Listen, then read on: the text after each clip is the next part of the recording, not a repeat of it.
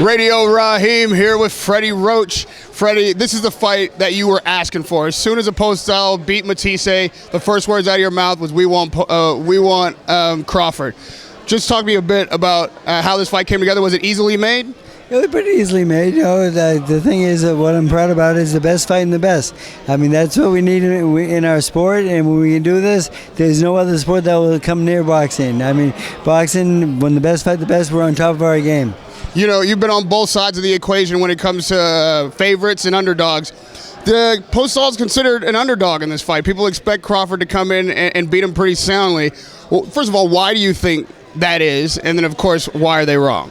Well, he's in American TV a lot more than we have been. He's a little bit more well known.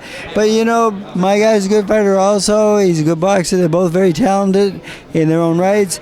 I think the best man will win. I think, you know, if it's a 50-50 fight in my book, and, you know, the best man will win, and, you know, the winner will go on to bigger and better things, and the loser, you know, will go back to Nebraska. I talked to Lucas Matisse over the weekend, and there's a back-and-forth controversy about whether or not he quit or he was legitimately injured. You haven't been around this sport many times and seen a lot of fights in a lot of different ways. On the night, how did you estimate what happened? Well, when Matisse went down, everyone jumped up in my corner, and I just stayed sitting down because I said, he's going to get up, because I've never seen him stay down, you know. So I really was surprised when he did stay down. He must have been really injured to stay down, because he's a brave guy, and that was a very unusual move for him. But I think you know, he's thinking about his health, and his eye was really must have been in a lot of pain, and you know. It was a great win for us, of course, but the thing is, and I'm glad that he stayed down, but he's a tough guy, but it was a little bit unusual, but the thing is, he must have been suffering pretty bad. You know, you were an underdog in that fight, too. Postol was able to surprise people with the win. Did you come in, was it a strategy victory, or was it just Postol hitting him with a really hard shot? No, strategy works well, and we come up with a great game plan for that fight, and we will come up with one with this fight. You know, everyone thinks that, like, all of a sudden a guy switching from righty to lefty is like a new thing. You know, Sugar Ray Leonard had no problem with it when Marvin Hagler did it back in the day. Mickey Ward was probably the most effective at it, switching, knocked a lot of guys out when he switched over, but he did it on the ropes. He did a little different technique.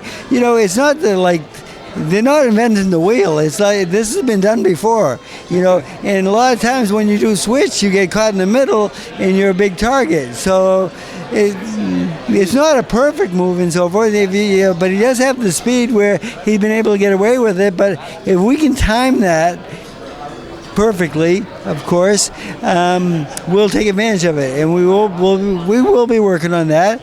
And I don't think it's the best move in the world. I think you should perfect one style first and then go on maybe to another. But you know, that's just what the school from Eddie Fudge is where I come from, though. So my guys don't switch too much, but I do have a good sparring partner for Postol, which is Frankie Gomez, because Frankie switches a lot. He does it quite naturally also. He's very quick with it, like Crawford is, and so I think he'll be one of the sparring partners out there. And we'll hire a couple righties and a couple lefties, and we'll be well prepared for what he has to bring. You know, we've seen that Crawford can kind of start slow, but he ends viciously. He ends abruptly. Do you think the slow start can advantage Postol? And if the fight goes on, is he able to best him late, or are you worried about Crawford being able to end this fight abruptly as the fight goes on? One thing about Postol, he will not fade. He's a very good fighter. He trains really hard. He's in great condition. He's very patient. He's very patient, and if you notice in the fights, he'll start breaking people down in the early rounds. He won't go for a knockout until he knows that the opponent's ready to go, until he hurts him, and then he'll go for the knockout. But he's very patient. He'll box. He'll be smart. He's a very, very smart boxer. He's not going to go in there just swing and try to get lucky. He'll set everything up, and That's why he's my favorite Ukraine fighter. We've heard Amir Khan, after being knocked out last Saturday night, is already calling out other fighters. Cotto is one of the first names out of his mouth. How does that matchup look to you, and is that a fight you think can get made? I'm not sure. I'm coming off a knockout loss. It's a lot of balls. But, I mean, he was knocked out badly. I think he should take some time off right now. But what I was most embarrassed about is that why was his trainer calling out Triple G for the other guy? Is he looking for a job for the other side or something? His guy, help your guy off the floor first, for Christ's sakes. Wow. I mean, come on. Like, it'd be like me getting in the ring and calling. It was ridiculous. I mean, I was really... I think it was wrong. So the fighter can do it, of course, and his trainer can do it, but they're part of the action. This guy's with a different camp. He says, "Why don't you fight this guy?" What's it his business? I just don't see it. Right now, look, after you and so anything that Amir Khan says right now and calls out, I don't really care, because he's going to be suspended for like 90 days or more. There's a very, very severe knockout. Right to the hospital afterwards. They say he was okay afterwards. He was at the nightclub, so that was a good sign. But I hope his health is well. But he's not ready for any fight for a little while. What do you think about the training for the fight? Obviously, you've had your words about what happened afterwards. Do you think he went in with the right game plan? Is there anything he could have done to win that fight? He had a good game plan. I had him win in the first 5 rounds. I sat there in the 3rd row, and I had him win the first 5 rounds. His speed and combinations were great. He was fighting the perfect fight. And I did say if he can do that for 12 rounds, he'll be okay. But as I saw the fight go, Canelo was letting him go to the right. It looked like Canelo was following him a little bit and leading, and he kept missing with the hook. And I think he was just getting a little closer, a little closer, a little closer. And when he got close enough, he knew the right hand was going to be there. He landed the right hand to the body a couple times earlier just to get, I think, to measure him. And then when he feinted and he reached with both hands down like that, and he hit the right hand. That was a beautiful move. I think that he's becoming a better fighter than people think. I think he's more of him and Triple G's not just a walkover anymore. I think it's a good fight. Who do you think wins that fight? Triple G is best pound-for-pound fighter in the world today, I think. But it's a very competitive fight at this point. I think it's a good fight. I don't think it's a blowout by anybody. But I think it's a very interesting, good fight. Do you think that Canelo was exposed at all, even having won the knockout? Maybe he just didn't have to do more, so he didn't do more. But we've seen guys outbox him, and they're saying he's the best in the sport. Golden Boy is that a hole in his game that can be exposed by other fighters? Well, if someone can go out there and outbox him and stay disciplined, it'd be okay. I mean, I was offered the fight from Bob Arum for him to fight Manny Pacquiao, and I didn't say no. Because I'm thinking about Pacquiao fighting him and maybe not being strong enough, but being smart enough to fight him for 12 rounds. I think Pacquiao could pull that off, but I'm not sure exactly where we're at right now because my fighter's somewhat retired because he's a senator. So I'm going to have a long talk with Manny and see what he thinks about that fight. And if he thinks the same way I do, he could be the next guy. I mean, unless we get Mayweather back to the table one more time. I mean, I still think Manny has maybe one fight in him because the way he trained for that last fight was really good. The way he fought the last fight, I saw a lot of the old Manny Pacquiao come back.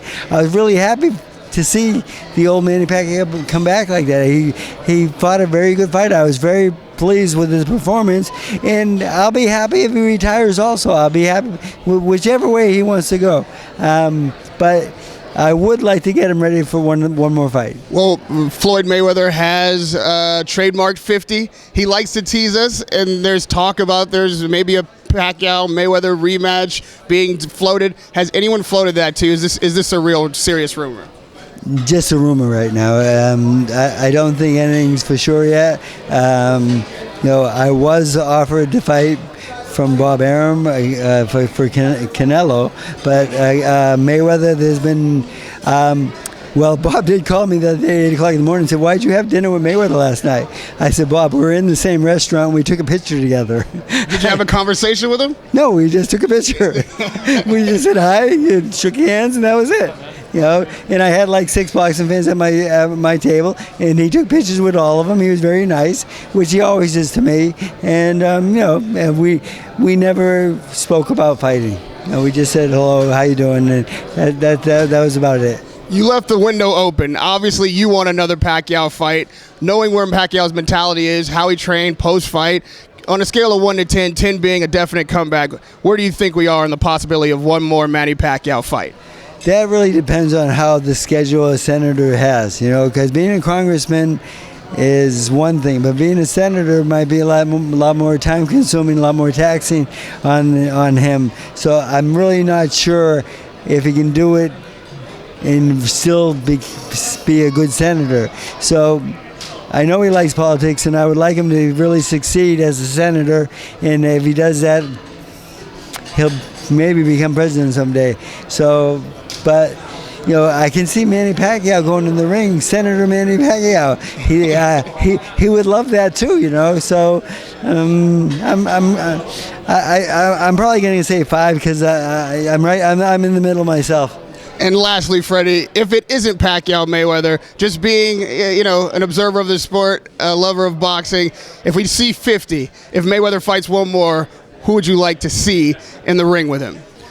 No, I still want to see Manny Pacquiao, so I can't really think of anything that would give him a good fight because it certainly won't be a fighter from the MMA. McGregor, that's ridiculous, right? But they did ask me if I'll train him.